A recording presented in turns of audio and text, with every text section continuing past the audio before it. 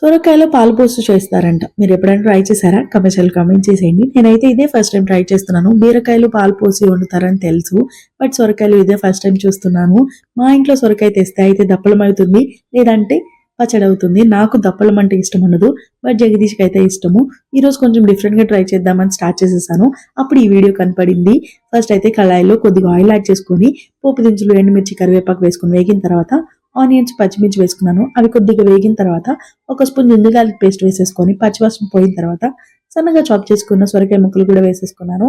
ఉప్పు, పసుపు వేసేసుకొని ఒకసారి కలిపేసుకొని మూత పెట్టించుకుంటూ సొరకాయ ముక్కలంతా మగ్గేంత వరకు కుక్ చేసుకున్నాను. ఇప్పుడు సరిపడా కారం వేసుకొని ఇంకో 2-3 మినిట్స్ ఫ్రై చేసుకున్న తర్వాత ఒక టీ గ్లాస్ మిల్క్ అయితే యాడ్ చేస్తున్నాను. మళ్ళీ ఒకసారి కలిపేసేసుకొని మూత పెట్టించుకుంటూ కూర దగ్గరికి అయ్యేంత వరకు కుక్ చేసుకున్నా. ఇప్పుడు ఫైనల్లీ కొత్తిమీర వేసేస్తే రెడీ అయిపోతుంది. టేస్ట్ చాలా బాగుంది. వేడి వేడి అన్నంలో కమ్మగా ఉంది. ట్రై చేయండి. నచ్చితే సబ్స్క్రైబ్